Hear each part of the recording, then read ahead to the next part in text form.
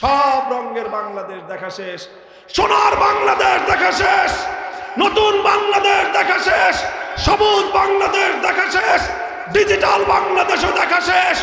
এবার আমরা একটা বাংলাদেশ দেখতে চাই, সেই বাংলাদেশ হলো ইসলামের বাংলাদেশ, আল কোরআনের বাংলাদেশ, খেলাফতের বাংলাদেশ।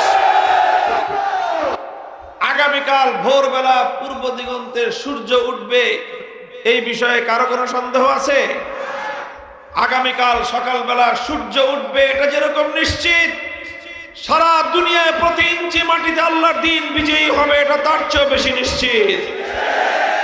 দুনিয়ার 1 ইঞ্চি মাটি অবশিষ্ট থাকবে না, চাই সেটা চায়নার পিকিং এর রাজপথ হোক, সেখানেও কালেমার পতাকা উড়বে। মস্কো রাজপ্রাসাদে ইসলাম বিজয়ী রূপে প্রবেশ করবে, ওয়াশিংটনের হোয়াইট হাউসের মাথার উপর কালেমার পতাকা উড়বে, দিল্লির লাল কেল্লা আবার ইসলাম শাসন করবে। ইসলামের অগ্রযাত্রা রুখে দেওয়ার সাধ্য পৃথিবীর কোন শক্তির হবে না।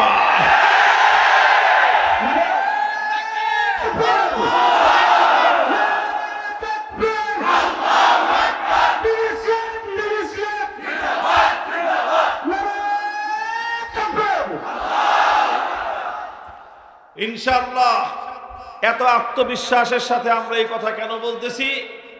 কারণ আমরা বিশ্বাস করি, আমরা মনে করি আমার পায়ের নিচ থেকে মাটি সব সরে যেতে পারে, আমার মাথার উপর আসমান আছে, এটা ভেঙে পড়তে পারে, পৃথিবীর সমস্ত পাহাড়গুলো ধুলোর মতো উঠতে পারে, পৃথিবীর সমস্ত সমুদ্রের পানিগুলো শুকিয়ে যেতে পারে, কিন্তু আমার নবী মুহাম্মদ আরবি সাল্লাল্লাহু আলাইহি ওয়াসাল্লামের 2 ঠোঁটের মধ্য দিয়ে উচ্চারিত কোনো কথা মিথ্যা হতে পারে না। এটা সেই নবীর ভবিষ্যৎবাণী, এটা সেই নবীর ভবিষ্যৎবাণী as-সাদিকুল মাসদুক, যিনি তার সারা 63 বছরের জিন্দেগিতে কোনোদিন একটা মিথ্যা কথা বলেন নাই, কোনো অবাস্তব কথা বলেন নাই।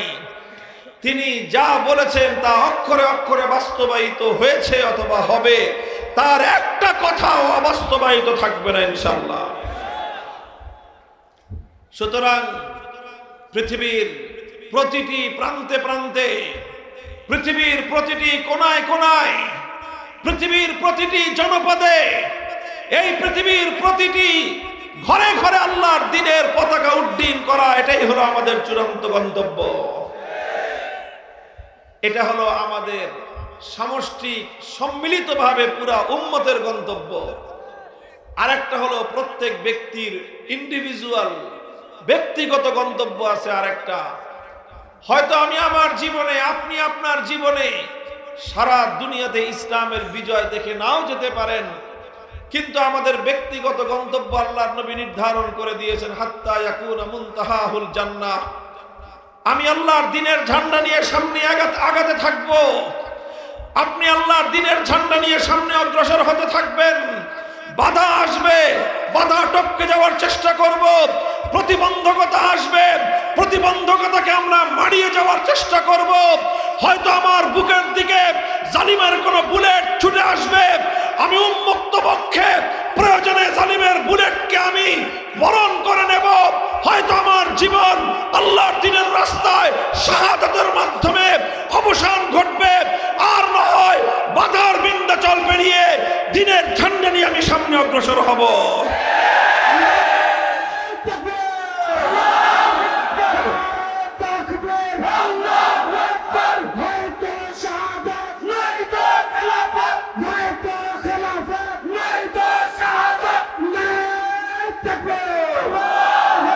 আমারে পথ চলা কোনোদিন থেমে যাবে না, চলতে চলতে হাত্তা ইয়াকুনা মুনতাহাহুল জান্নাহ, যতক্ষণ পর্যন্ত খোদার জান্নাতে আমার পাও না পড়বে, খোদার জান্নাতের দুয়ারে আমি যতক্ষণ পর্যন্ত আমি আমার পাও রাখতে না পারবো, ততক্ষণ পর্যন্ত আমার পথ চলায় কোনো ক্ষান্তি নাই।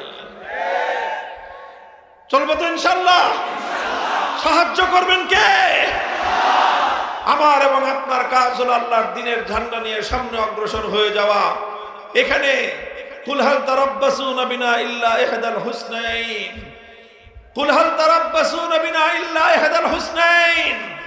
হে দুনিয়ার কাফের মুশরিক বেঈমানের দল, তোমাদের কাছে আমাদের স্পষ্ট পয়গাম, তোমরা যারা অনেক সময় আমাদেরকে ভীত সন্ত্রস্ত করে তুলতে চাও, তোমরা যারা অনেক সময় আমাদেরকে ভয় দেখাতে চাও, তোমরা যারা অনেক সময় আমাদের পথ চলাকে রুদ্ধ করে দিতে চাও, তোমাদের প্রতি আমাদের পয়গাম, হাল তারাব্বাসুনা বিনা ইল্লা ইহদাল হুসনাইন, আমরা দুই পরিণামের যে কোনো একটার জন্য অপেক্ষমান, ইম্মাল ফাতহু ওয়া ইম্মাস শাহাদা। হয় আমরা দিনের বিজয় অর্জন করে কালেমার ঝান্ডা উড্ডীন করব, আর সেটা না পারলে শাহাদাতের সুধা পান করে খোদার জান্নাতের মেহমান হব।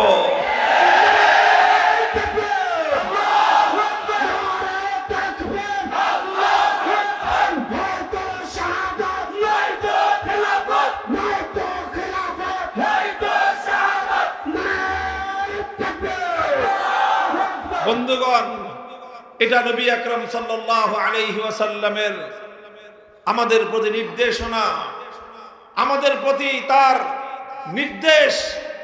তিনি তার উম্মতকে কথাই বলেছেন, হাত্তা ইয়াকুনা মুনতাহাহুল জান্নাহ। মুমিন দুনিয়াতে বিশ্রাম করতে আসে না, মুমিন দুনিয়াতে বিলাসিতা করতে আসে না, মুমিন দুনিয়াতে আরাম আয়েশ করতে আসে নাই। আরে মুমিন তো দুনিয়াতে এসেছে আল্লাহর দ্বীনের জন্য কাজ করতে। আল্লাহর দ্বীনের জন্য কাজ করা, এটাই হলো মুমিনের জীবনের উদ্দেশ্য। হ্যাঁ, দুনিয়াতে যেহেতু থাকতে হয়, থাকার প্রয়োজনে কিছু টাকা পয়সার দরকার হয়, এই জন্য মুমিন কখনো চাকরি করে। থাকতে হলে খেতে হয়, পান করতে হয়, বাসস্থানের ব্যবস্থা করতে হয়, এই জন্য মুমিন কখনো ব্যবসা করে। থাকতে হয় এই জন্য মুমিন থাকার বাড়ি বানায়, কিন্তু বাড়ি বানানো মুমিনের উদ্দেশ্য নয়, ব্যবসা করা মুমিনের উদ্দেশ্য নয়, চাকরি করা মুমিনের উদ্দেশ্য নয়। মুমিনের উদ্দেশ্য হলো আল্লাহর দ্বীনের ঝান্ডা আল্লাহ পাক তার হাতে দিয়েছেন, এই ঝান্ডা নিয়ে সে চলতে থাকবে যতদিন তার দেহে প্রাণ আছে, যতদিন তার ধমনীতে রক্তের প্রবাহ আছে, যতদিন তার হৃদয় স্পন্দন আছে, ততদিন সে চলতে থাকবে। মরণ চলে আসলে মরতে থাকবে, চলতে থাকবে। যতক্ষণ দেহে প্রাণ আছে তার আগ পর্যন্ত সে থেমে যাবে না। ভাই, এটা আমাদের শুধু কথা নয়, এটা শুধু রাসূল আকরাম সাল্লাল্লাহু আলাইহি ওয়াসাল্লামের নির্দেশনা নয়, এটাই সিরাতুন নবী, এটাই নবী জীবনের আদর্শ। শুধু এমন না যে আল্লাহর নবী উম্মতকে বলেছেন, উম্মতকে অর্ডার দিয়ে নিজে আরামে ঘুমিয়েছেন, ব্যাপারটা এমন নয়। আমাদের নবী তেমন কোন নবী না যে তিনি কর্মীদেরকে মাঠে পাঠিয়ে দিয়ে নিজে আরামে ঘুমাবেন না। আমার নবী প্রতিটা ক্ষেত্রে প্রয়োজনের সময় তিনি নিজে ঝুঁকি নিয়েছেন, তিনি নিজে অগ্রসর হয়েছেন, অন্যদেরকে সাথে নিয়ে তিনি এগিয়ে গিয়েছেন। আল্লাহর নবী যত রকম বাধাই আসুক, যত রকম প্রতিকূলতা আসুক, অথবা যত রকম অনুকূল পরিবেশ হোক, অনুকূল প্রতিকূল কোন পরিবেশেই রাসূল আকরাম সাল্লাল্লাহু আলাইহি ওয়াসাল্লাম সামনে চলা বন্ধ করেন নাই। আমরা আল্লাহর নবীর সিরাতকে যদি, নবীর জীবনটাকে যদি আমরা খুব সংক্ষেপে একটু দেখি, কয়েকটা মৌলিক ঘটনাকে যদি আমরা একটু পর্যালোচনার মধ্যে আনি, আমরা দেখতে পাবো আল্লাহর পয়গম্বরের নবুয়তের 23 বছরের জিন্দেগি। হেরার গুহায় তিনি নবুয়তের আলো পেলেন, ওহীর সন্ধান তিনি পেলেন, আল্লাহর কোরআন নাজিল হওয়া শুরু হলো। আল্লাহ পাক রব্বুল আলামিন আমাদের নবীকে নবুয়ত দিলেন, রিসালাত দিলেন, হুকুম করলেন এবার যান দুনিয়ার মানুষকে আপনি একত্ববাদ এবং তাওহীদের দাওয়াত দিন। নবী আকরাম সাল্লাল্লাহু আলাইহি ওয়াসাল্লাম তাওহীদের দাওয়াত নিয়ে তিনি তার কওমের কাছে, তার জাতির কাছে গেলেন। গোটা আরব, গোটা মক্কার অধিবাসীদেরকে একত্রিত করে মক্কার মানুষকে তিনি ডেকে বললেন, ইয়া আইয়ুহান নাস কুলু লা ইলাহা ইল্লাল্লাহ তুফলিহু। হে মক্কাবাসী, তোমরা যদি সফলতা চাও, তোমরা যদি মুক্তি চাও, তোমরা যদি নাজাত চাও, এক উপায় বলো লা ইলাহা ইল্লাল্লাহ। যে ব্যক্তি লা ইলাহা ইল্লাল্লাহ বলবে সেই একমাত্র সফলতা অর্জন করতে পারবে। এই যে দাওয়াত দেওয়া শুরু করলেন, প্রথম দিন থেকে আল্লাহর নবীর সামনে বাধা এসে দাঁড়ালো। নবীজি একদিকে মক্কার মানুষকে লা ইলাহা ইল্লাল্লাহ বলার জন্য তিনি ডাক দিলেন, সঙ্গে সঙ্গে আবু লাহাব দাঁড়িয়ে গেল, বলল তাব্বাল্লাকা সাইরাল ইয়াউম আলিহাযা জামাতানা।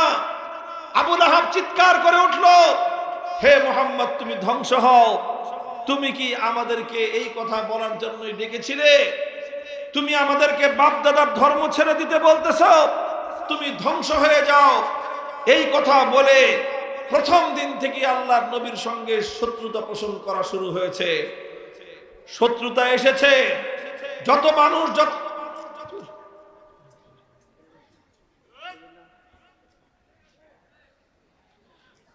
মানুষ আল্লাহর রাসূল সাল্লাল্লাহু আলাইহি ওয়াসাল্লামের সাথে শত্রুতা করুন, আমার নবী সব ধরনের শত্রুতা, সব ধরনের প্রতিবন্ধকতাকে তিনি সহ্য করেছেন। কিন্তু আল্লাহর কসম খেয়ে বলি, আল্লাহর নবী কোনোদিন পথ চলা বন্ধ করে দেন নাই। নবীজি দাওয়াত দিয়েছেন রাতের অন্ধকারে, নবীজি দাওয়াত দিয়েছেন দিনের আলোতে, প্রভাত রশ্মিতে, সন্ধ্যার গধূলি বেলায়। আল্লাহর পয়গম্বর মক্কার মানুষের কাছে কাছে দাওয়াত নিয়ে গিয়েছেন, কারো কাছে শতবার, কারো কাছে হাজারবার। পবিত্র মক্কার মাটিতে একজন মানুষ এরকম অবশিষ্ট ছিল না যার কাছে আমার নবী দ্বীনের দাওয়াত নিয়ে না গিয়েছেন। নবীজির এই দাওয়াতে স্বল্প সংখ্যক মানুষ ঈমান কবুল করেন, তাওহীদের দাওয়াতকে কবুল করেন। যারা এই দাওয়াত গ্রহণ করলেন, সঙ্গে সঙ্গে তাদেরকে নিয়ে নবীজির দ্বিতীয় মেহনত শুরু হয়ে গেল। হযরত আরকাম ইবনে আবিল আরকাম রাদিয়াল্লাহু তাআলা আনহু, তার বাড়ি দারে আরকামে আল্লাহর নবী মাদ্রাসা কায়েম করলেন। যারা ঈমান কবুল করে তাদেরকে তিনি সেখানে শিক্ষা দান করেন। সেই শিক্ষা দান করাটা এত সহজ ছিল না। মক্কার সকল অন্যায় অত্যাচারীদের, মক্কার সকল জালিম রক্ত পিপাসুদের চোখ ফাঁকি দিয়ে সেখানে নিয়ে এক একজনকে সঙ্গোপনে দ্বীনের শিক্ষা দিতে হতো। কারণ মক্কার কুরাইশরা টের পেলে যে এখানে কেউ নবীর দ্বীন শিক্ষা গ্রহণ করতেছে, এটা টের পেলে তার জীবনে হুমকি নেমে আসতো। রাসূল আকরাম সাল্লাল্লাহু আলাইহি ওয়াসাল্লাম দিনের বেলায় দাওয়াতের কাজ করতেন, রাতের অন্ধকারে সেই দারে আরকামের মধ্যে বসে সাহাবীদেরকে দ্বীনের তালিম দিতেন। এইভাবে দ্বীন তালিম এবং দ্বীনের তাবলীগ একসঙ্গে চলতে থেকেছে। সেখানে মানুষ ইসলাম কবুল করেছে। যাদের ঈমানের ব্যাপারে মক্কার অত্যাচারীরা অবগত হতে পেরেছে, তাদের উপর নেমে এসেছে ভয়াবহ জুলুম এবং নির্যাতনের স্টিমরোলার। হযরত বেলাল হাবাসী মরুভূমির উত্তপ্ত বালুকার উপর ওনাকে চিৎ করে শোয়ে, বুকের উপর পাথর চাপা দেওয়া হয়েছে। হযরত খাব্বাব ইবনুল আরাত রাদিয়াল্লাহু তাআলা আনহু, ওনাকে জ্বলন্ত আগুনের উপর শোয়ে দেওয়া হয়েছে। সেই জ্বলন্ত আগুনে চামড়া পুড়ে, গোশত পুড়ে, চর্বি গলে গলে সেই আগুন নিভে গিয়েছে, কিন্তু পাষণ্ডদের অন্তরের মধ্যে এতটুকু দয়ার উদ্রেক হয় নাই। হযরত ইয়াসির রাদিয়াল্লাহু তাআলা আনহু ইসলাম গ্রহণ করবার অপরাধে ওনার দুটি পা দুই উটের সঙ্গে বেঁধে দিয়েছে। দুই উট দুই দিকে হাঁকায় নিয়ে গেছে। আল্লাহু আকবার। হযরত ইয়াসির রাদিয়াল্লাহু তাআলা আনহু, তার শরীর দ্বিখণ্ডিত হয়ে তিনি শাহাদাত বরণ করেছেন। ওনার স্ত্রী হযরত সুমাইয়া রাদিয়াল্লাহু আনহা, আবু জাহাল নিজের হাতে বিষাক্ত ধারালো বল্লমের আঘাতে ওনার তলপেট দিয়ে বিদ্ধ করে ওনাকে শহীদ করে দিয়েছেন। বাপ মা দুজন শহীদ হওয়ার পর হযরত আম্মার রাদিয়াল্লাহু আনহুকে পায়ের মধ্যে রশি বেঁধে মাথা নিচের দিকে দিয়ে কূপের মধ্যে ঝুলিয়ে রেখেছে ঘন্টার পর ঘন্টা। যত ধরনের জুলুম আর অত্যাচার হতে পারে সব মক্কার মাটিতে একটা একটা করে তারা বাস্তবায়ন করেছে। স্বয়ং আমাদের নবী মুহাম্মদ আরবি সাল্লাল্লাহু আলাইহি ওয়াসাল্লাম কাবা শরীফের সামনে নামাজ পড়তেছিলেন। আবু জাহাল পেছন থেকে এসে গলায় গামছা পেঁচিয়ে আমার নবীকে শ্বাসরুদ্ধ করে হত্যা করার চেষ্টা করেছে। নবীজি সিজদায় লুটিয়ে পড়েছেন। উকবা ইবনে আবি মুআইদ উটের ভুঁড়ি এনে নবীজির মাথার উপর ফেলে দিয়ে যে নবীকে শ্বাসরুদ্ধ করে হত্যার চেষ্টা চালিয়েছে। যত রকম ষড়যন্ত্র, যত রকম নির্যাতন হতে পারে শিয়াবে আবি তালেবের মধ্যে আল্লাহর নবী এবং তার গোটা পরিবারকে একদিন দুই দিন নয় 3 বছর পর্যন্ত অবরুদ্ধ করে রেখেছে। কোনো খাওয়ার ব্যবস্থা নাই, থাকার ব্যবস্থা নাই। খোলা আসমানের নিচে বাচ্চাদেরকে নিয়ে 3 বছর অবস্থান করেছেন, গাছের পাতা খেয়ে জীবন ধারণ করেছেন। কিন্তু আল্লাহর নবী তার মিশন বাস্তবায়ন থেকে এক চুল পরিমাণ পিছপা হন নাই। এভাবেই চলতে চলতে 10 বছর পর্যন্ত চললেন। নবীজি দেখলেন যে মক্কার যাদের কপালে হেদায়েত ছিল তারা কবুল করে ফেলেছে, বাকি যেগুলো আছে দেখলেন যে এদের কপালে হেদায়েত নসিব হওয়া অনেক কঠিন। নবীজি মক্কার মানুষ থেকে অনেকটা নিরাশ এবং হতাশ হয়ে গেলেন। কিন্তু আল্লাহর নবী তার মিশন থামালেন না। মক্কার মানুষ কবুল করে না তো কি হয়েছে, নবীজি তায়েফে গেলেন। তায়েফে গিয়ে সকাল থেকে সন্ধ্যা সারা দিন এক একজন মানুষের কাছে গিয়ে গিয়ে দ্বীনের দাওয়াত দিতে আরম্ভ করলেন। 1 মাস পর্যন্ত তায়েফে এই দাওয়াতের মেহনত চালালেন। দুর্ভাগ্যজনকভাবে তায়েফের এত মানুষ, একটা মানুষও 1 মাসের মধ্যে কালেমা পড়ে নাই। শুধু নবীর দাওয়াত প্রত্যাখ্যান করেছে তাই নয়, বরং তারা নির্মম আচরণ করেছে আল্লাহর নবীর সঙ্গে। নবীজি কারো কাছে দাওয়াত দিতে গেলে সে দাওয়াত কবুল তো করেই না, উপরন্তু তায়েফের দুষ্ট সন্ত্রাসী বালকদেরকে ইঙ্গিত করে দেয়, লেলিয়ে দেয় যে তোমরা এই লোকটার উপর পাথরের বৃষ্টি বর্ষণ করো। এইভাবে আল্লাহর নবীর উপর পাথরের বৃষ্টি বর্ষণ হতে থাকে। নবীজি পাথরের আঘাতে আঘাতে রক্ত ঝরতে ঝরতে মাথার রক্ত পায়ে পড়ে, পায়ের চপ্পল পায়ের সাথে আটকে গিয়েছে। নবীজি বেহুশ হয়ে জমিনের মধ্যে পড়ে যান। আল্লাহর নবী যখন দুর্বল হয়ে মাটিতে পড়ে যান, তখন কিছু বয়স্ক লোক এসে নবীজির 2 হাত ধরে দাঁড় করায় দেয়, বলে আপনি চলে যান, চলে যান। আর বালকদেরকে বলে এই তোরা আর মারিস না, আর মারিস না। এই কথা বলে যখনই আমার নবী 2 কদম সামনে আগান, এই লোকগুলোই আবার ওই দুষ্ট সন্ত্রাসীদেরকে উস্কানি দেয় যে আবার মার, আবার মার। তারা আবার পাথরের বৃষ্টি বর্ষণ করে। এইভাবে একসঙ্গে একই সঙ্গে নবীর উপর পাথরের বৃষ্টি বর্ষণ করা হয়েছে, রক্তে রঞ্জিত করা হয়েছে, আবার সে রক্তের সঙ্গে উপহাস করা হয়েছে। যেমনটা আমাদের শাপলা চত্বরে আমাদের নবী প্রেমিক তাওহীদি জনতার বুকগুলোকে বুলেটের আঘাতে ঝাঁঝরা করা হয়েছে। আমার ভাইদের লাশগুলো বাংলাদেশ ব্যাংকের সামনে, শাপলা চত্বরের সামনে পড়েছিল। আমাদেরকে হত্যা করে আবার জাতীয় সংসদে দাঁড়িয়ে আমার ভাইয়ের শাহাদাতের রক্তের সঙ্গে উপহাস করে বলা হয়েছে সেখানে নাকি আমাদের শহীদরা বুকে রং মেখে শুয়েছিল। ঠিক একই কায়দায় সেই তায়েফে আল্লাহর নবীর রক্ত ঝরানো হয়েছে, আবার সে রক্তের সঙ্গে উপহাস করা হয়েছে। আমার নবী সব সহ্য করেছেন, কিন্তু আল্লাহর দ্বীনের পথ থেকে এক চুল পরিমাণ বিচ্যুত হননি। 1 মাস পরে আল্লাহর নবী মক্কায় ফিরে আসলেন। নবীজি হতাশ হলেন যে তায়েফেও হলো না, মক্কাতেও হলো না।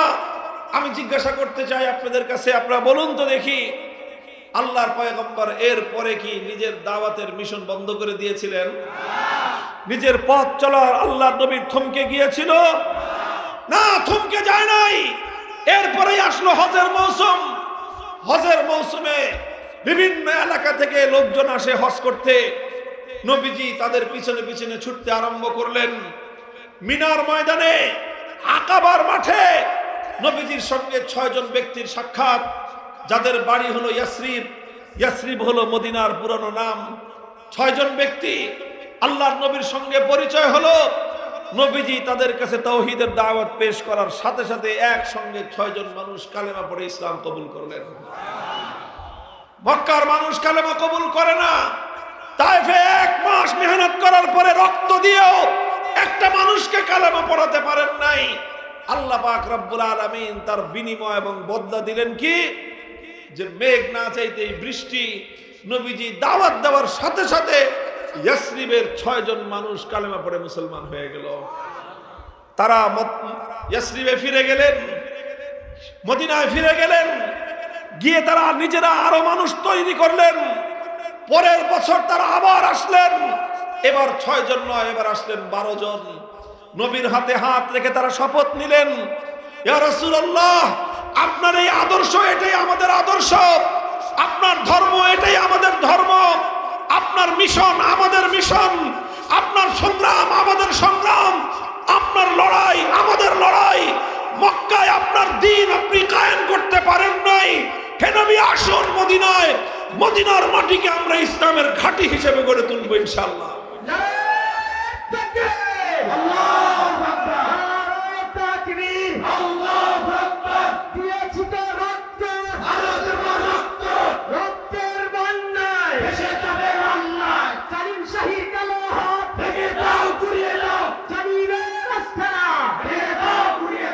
মুহতারাম হাজিরিন, দ্বিতীয় বছর 12 জন, এর পরের বছর আসলো 70 জন। মদিনায় ইসলামের অনুকূল পরিবেশ কায়েম হয়ে গেল। 70 জন এসে নবীর হাতে হাত রেখে শপথ নিলেন, বায়াত হলো, বায়াতে আকাবায়ে সানিয়া হলো। তারা বললেন, ইয়া রাসূলুল্লাহ, এবার আমরা একজন দুইজন নয়, 70 জনের নুরানি কাফেলা পবিত্র মদিনার মাটিতে আল্লাহর দ্বীনকে জিন্দা করার জন্য আমরা প্রস্তুত। কাজী আপনি মদিনায় চলে আসুন, আমরা আপনার সঙ্গে থেকে আপনার সামনে পিছনে ডানে বামে চতুর্দিক থেকে আমরা আপনাকে সহযোগিতা করব। মক্কায় আপনি পারেন নাই, আপনি মদিনায় আসুন, মদিনার মাটি ইসলামের জন্য ইনশাআল্লাহ উর্বর হবে। রাসূল আকরাম সাল্লাল্লাহু আলাইহি ওয়াসাল্লাম 3 মাসের মাথায় রবিউল আউয়ালে হিজরত করলেন। মদিনায় গিয়ে 3 জাতি, মুসলিম, ইহুদি, মুশরিক, পৌত্তলিক মূর্তি পূজারী, তাদের মধ্যে একটা শান্তি চুক্তি করলেন। কেউ কারো উপরে জুলুম করবে না, কেউ কারো উপরে হামলা চালাবে না, কেউ কারো সাথে গাদ্দারি করবে না, এই রকম শান্তি চুক্তি করলেন। ইতিহাসে যে চুক্তিকে বলা হয় মদিনা সনদ। মদিনা সনদ হলো আল্লাহ রাসূল সাল্লাল্লাহু আলাইহি ওয়াসাল্লাম দেখলেন যে একটা নিরাপদ পরিবেশ পাওয়া গিয়েছে, সেখানে মসজিদ নির্মাণ করলেন, মসজিদে নববী। এই মসজিদে এখন আর কেউ নামাজ পড়লে গলায় গামছা পেঁচায় শ্বাসরোধ করতে হত্যা করতে চায় না। এখানে কেউ আল্লাহর দরবারে সিজদা করলে কেউ মাথায় উটের ভুঁড়ি এনে নিক্ষেপ করে না। এখানে কেউ কালেমা পড়লে তার বুকের উপর পাথর চাপা দেওয়া হয় না। এখানে কেউ কালেমা পড়লে জ্বলন্ত আগুনের উপর শোয়ায় তাকে নির্মমভাবে নির্যাতন চালানো হয় না। এখানে কেউ কালেমা পড়লে তাকে দ্বিখণ্ডিত করা হয় না। সোনার মদিনায় আল্লাহর মেহেরবানিতে এমন একটা শান্তিপূর্ণ নিরাপদ পরিবেশ সৃষ্টি হয়ে গেল। আল্লাহর নবী তার জীবন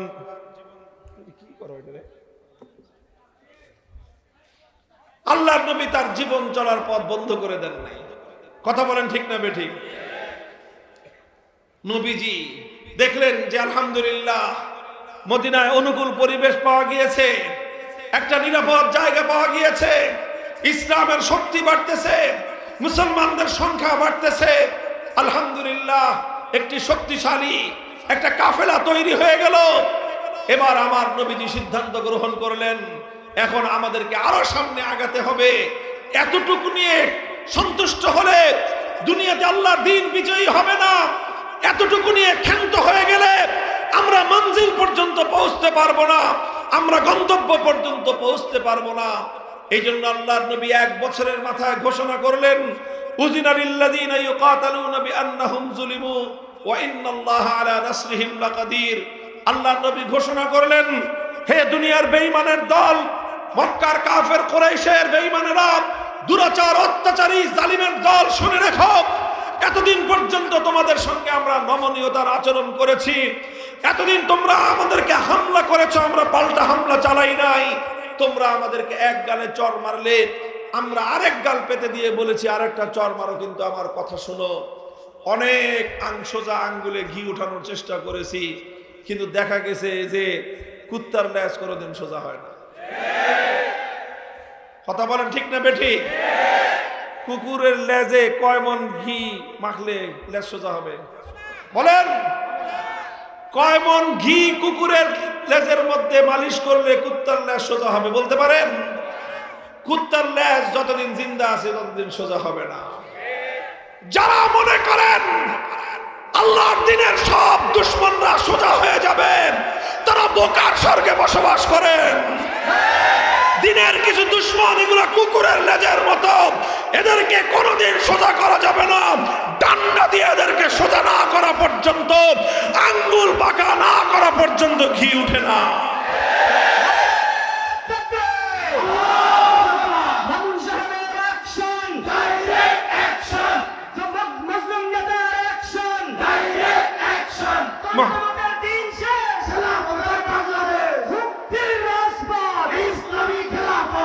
আল্লাহর নবী ঘোষণা করলেন, আল্লাহর পয়গম্বর ঘোষণা করলেন, এখন থেকে ইসলামের নীতি হলো, যারা ইসলামের উপর আঘাত করতে আসবে, যারা আল্লাহর দ্বীনের বাতি, আল্লাহর দ্বীনের প্রদীপ যারা নিভিয়ে দিতে আসবে, যেই কালো হাত কোন নির্যাতিত নিপীড়িত মুসলিম মুসলমানকে হামলা করতে আসবে, এখন আর এমনি ছেড়ে দেওয়া হবে না।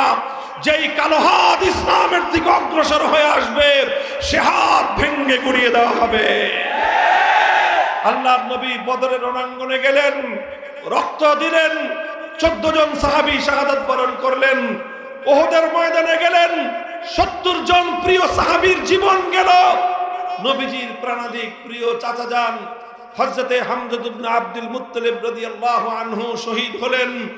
বেঈমানের দল ওনার বক্ষ বিদীর্ণ করে, কলিজা বের করে চিবায়ে চিবায়ে খেলো। আমার নবীর শরীর, নবীজির রক্তক্ষরণ হলো হৃদয় থেকে। আমার নবী নিজে মাথা ভাঙলেন, দান্দান শহীদ করলেন। সর্বশরীর থেকে রক্ত ঝরতে ঝরতে আমার নবী বেহুশ হয়ে জমিনে পড়ে গেলেন। কিন্তু আমার নবী ওই অবস্থাতেও সাহাবায়ে কেরামকে ডেকে ডেকে বললেন, ইলাইয়া ইবাদাল্লাহ, ইলাইয়া ইবাদাল্লাহ, হে আল্লাহর বান্দারা, আমাদের জীবন যেতে পারে, আমরা শহীদ হতে পারি, যতদিন এই জমিনে একজন ইমানদার থাকবে ততদিন আল্লাহর দ্বীনের ঝান্ডা ভুলুণ্ঠিত হতে পারে না।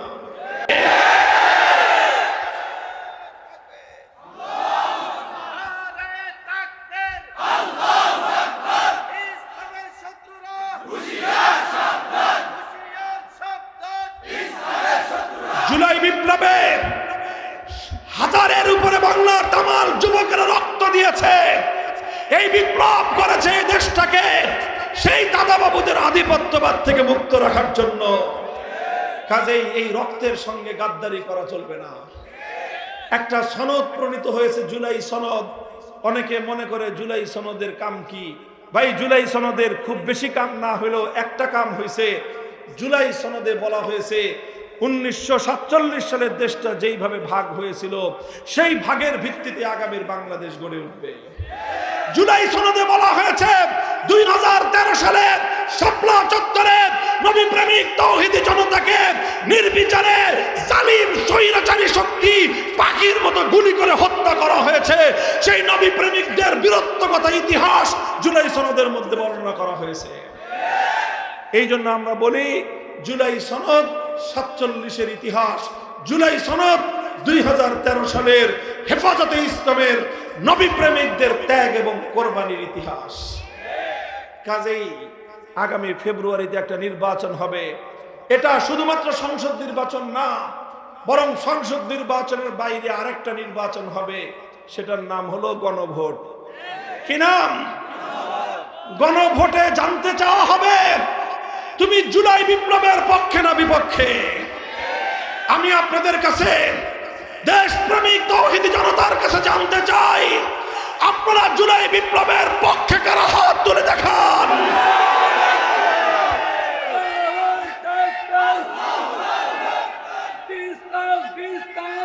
যারা জুলাই বিপ্লবের পক্ষে, গণভোটে হা বাক্সে ভোট দিবেন। গণভোটে হা বাক্সে ভোট দিবেন তো ইনশাআল্লাহ?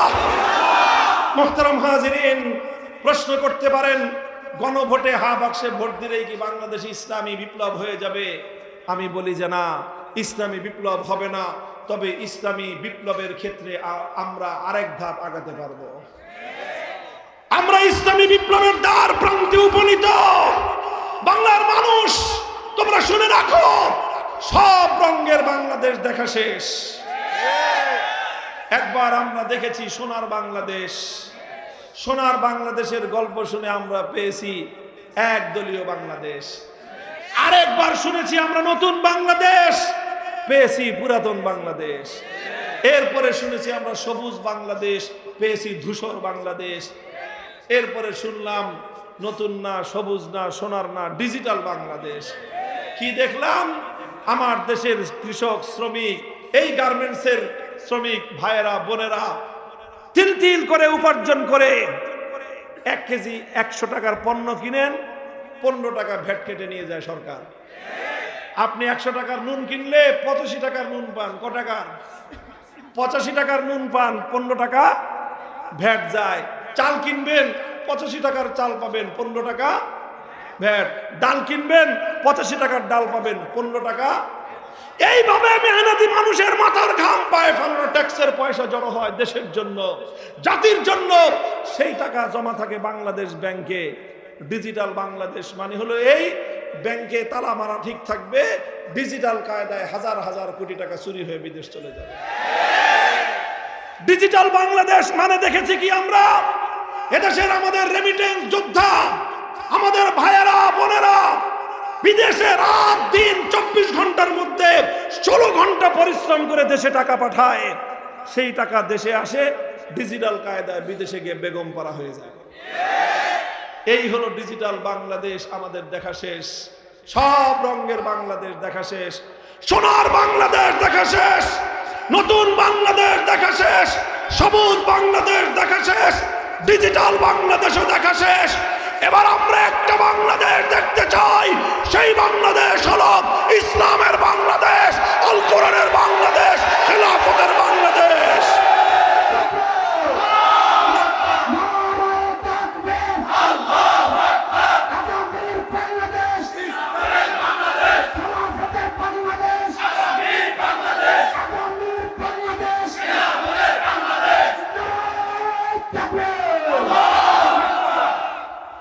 মোহতারাম হাজিরিন, বিশ্বাস রাখেন ইনশাআল্লাহ প্রমাণ হয়ে গিয়েছে বিপ্লবের জন্য বড় রাজনৈতিক নেতার দরকার পড়ে না।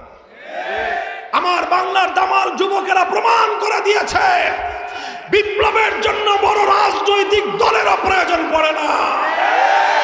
এই যুব প্রজন্ম যখন তৈরি হয়, আল্লাহর নবীর সঙ্গে যখন মক্কা মদিনার যুবকরা জড়ো হয়েছিল, 12.5 লক্ষ বর্গ মাইলে কালেমার পতাকা উড়েছে। আরবের যুবকরা যখন আমার নবীর হাতকে শক্তিশালী করেছে, তারা খেলাফতের হাতকে শক্তিশালী করেছে। আটলান্টিক সমুদ্রের তীর থেকে আফ্রিকার জঙ্গল পর্যন্ত অর্ধেকটা পৃথিবীতে আল্লাহর দ্বীন জিন্দা হয়েছে। সুতরাং হে বাংলার তরুণ জনতা, আমরা স্বপ্ন দেখছি ইনশাআল্লাহ আগামীর বাংলাদেশ হবে আমাদের স্বপ্নের ইসলামের বাংলাদেশ।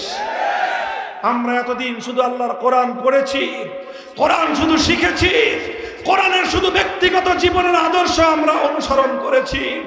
ইনশাআল্লাহ আমরা এমন একটা সমাজ গড়তে চাই, যেই সমাজে আল্লাহর কোরআন যেভাবে পড়া হবে, সেইভাবে রাষ্ট্রের সর্বোচ্চ আসন থেকে রাষ্ট্রের বিচারালয়, বিচার বিভাগ, প্রশাসন বিভাগ, শিক্ষা বিভাগ, সব বিভাগে আল্লাহর কোরআনের বিধান বাস্তবায়িত হবে। অনেকে আবার ভয় ধরায় দেয় সংখ্যালঘুদেরকে, যে ইসলাম আসলে হিন্দুরা থাকতে পারবে না। এটা সবচেয়ে বড় ধান্দাবাজি এবং ধোঁকাবাজির কথা। হিন্দু ভাই, বৌদ্ধ, খ্রিস্টান, প্রত্যেকটা সংখ্যালঘু ভাইদেরকে আমরা দায়িত্ব নিয়ে চ্যালেঞ্জ করে বলতে পারি ইনশাআল্লাহ, মনে রাখেন আপনারা, ইসলাম নতুন দেশ বাংলা, ইসলাম পৃথিবীতে নতুন আসে নাই।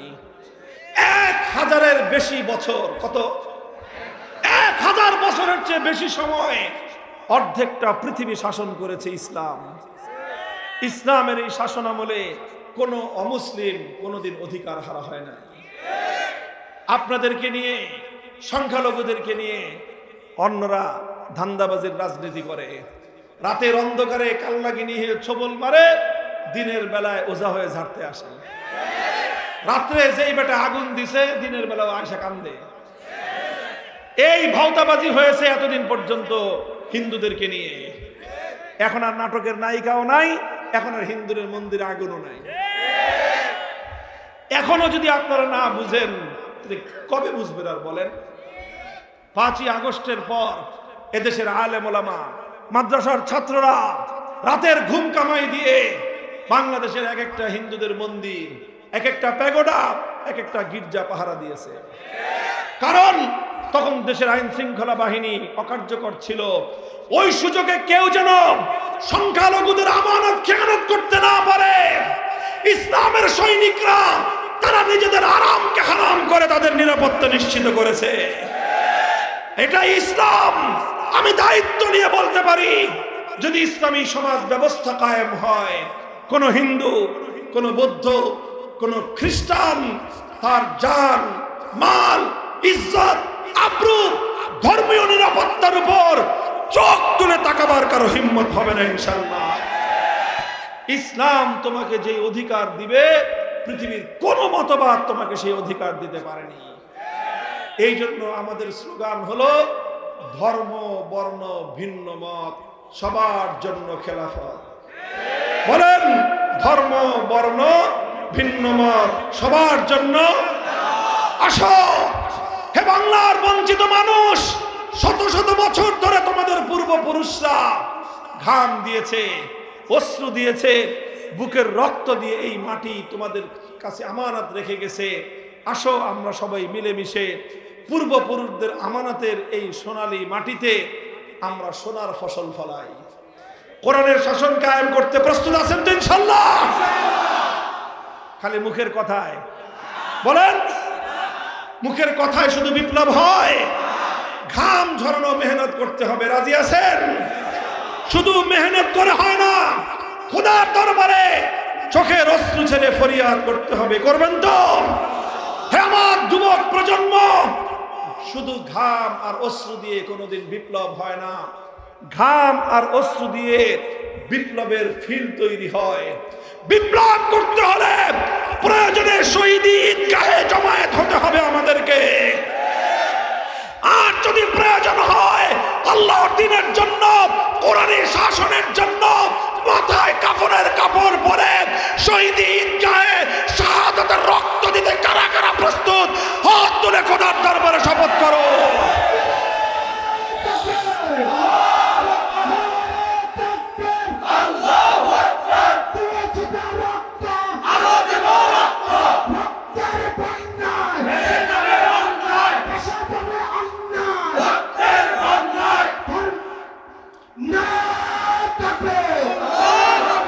ভাই, এগুলা কি শুধু কথার কথা? শুধু শুনলাম, মজা লাগলো, চিল্লাইলাম, স্লোগান দিলাম, তারপর বাড়িতে যা ঘুম দিলাম, ভুলে গেলাম, এমন কথা না। এগুলো শপথ। বলেন শপথ, অঙ্গীকার। কার সাথে? হাত তুলে বলেন, কার সাথে? হে আল্লাহ, তুমি তোমার বান্দাদের এই অঙ্গীকার তোমার জন্য, তোমার দ্বীনের জন্য কবুল করো। শপথ রক্ষা করার তৌফিক দান করো।